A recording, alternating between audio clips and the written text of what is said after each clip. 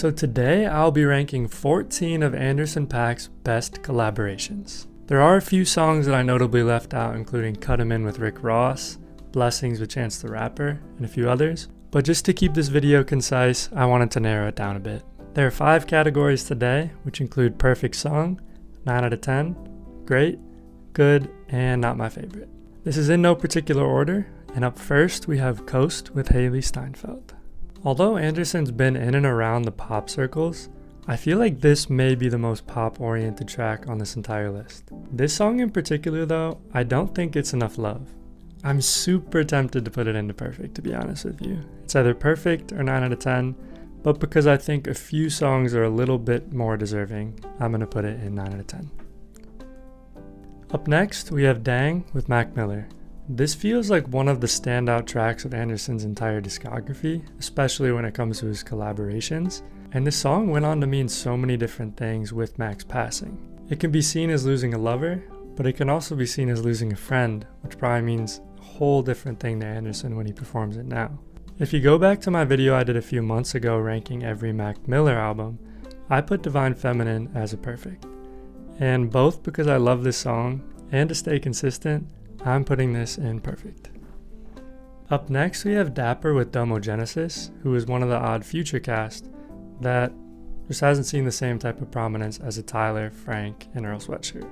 His work is still fantastic though, and I think this is one of the most bouncy and fun and exciting tracks on the entire list. It came out nearly 10 years ago, but I adore every part of this song. This track was also made mostly before Anderson .Paak really began to take off in the past 5 years, but I think it is such a good song, so I'm going to put it in 9 out of 10.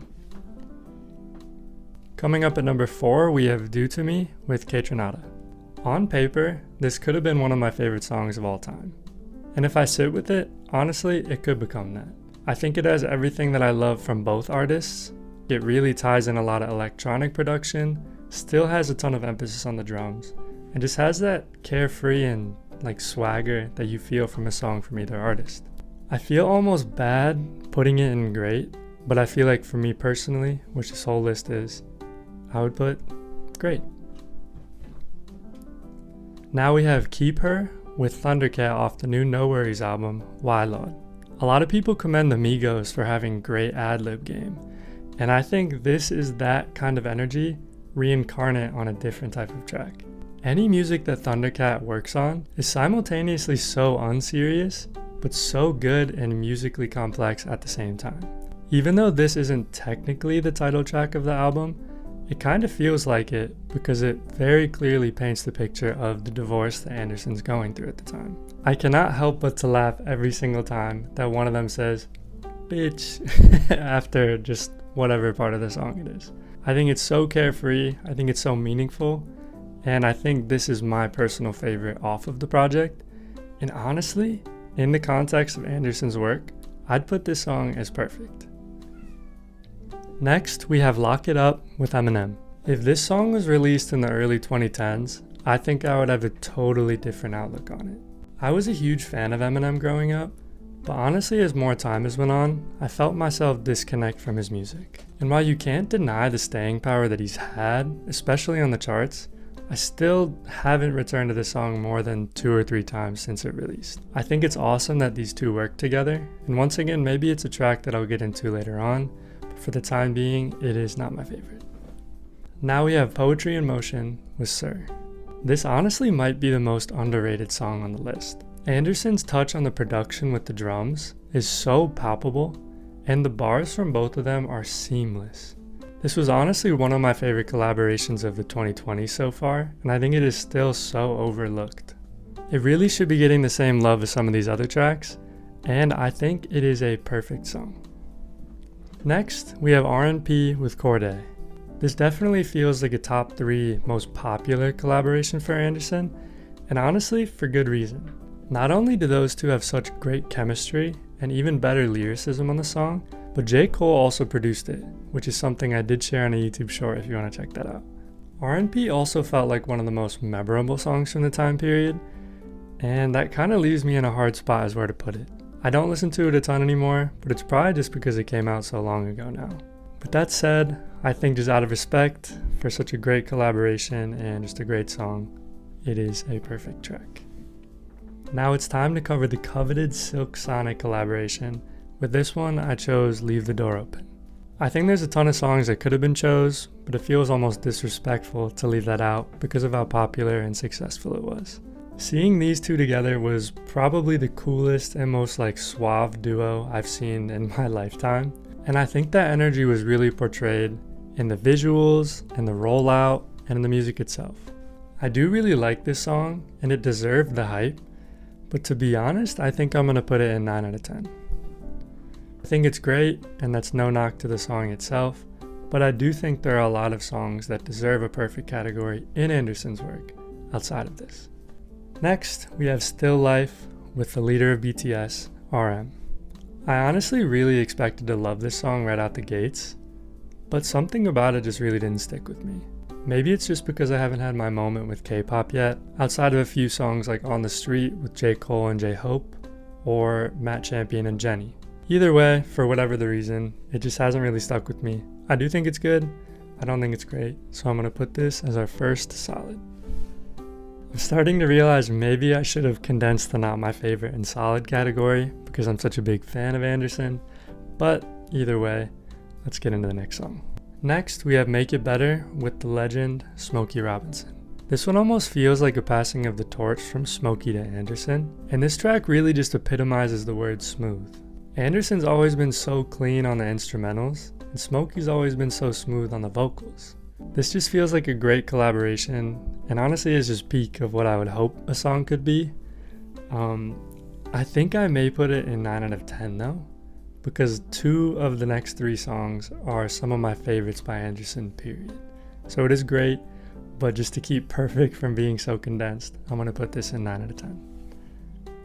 Now we have Take a Chance with DOMi and JD Beck. If you're not familiar with JD and DOMi, they are one of Anderson's only signings to his record label Apeshit, but they also recently were nominated for a Best New Artist Grammy. They're exactly who you'd expect from 2 musicians who would be kind of mentored by Anderson, and they've also worked in and around the circles with Kenny Beats a lot, which kind of just shows their love for instrumentation. The song itself though is phenomenal. Whereas with Make It Better, Smokey passed the torch to Anderson, it almost feels like Anderson is doing the same thing to DOMi and JD. Sometimes when a song is just so good, you're almost at a loss for words as to why. It's just kind of a feeling. And that's exactly what I get with Take a Chance. I think it is just so perfect. If I could put one song at the top of Anderson's collaborations, this would be in the conversation.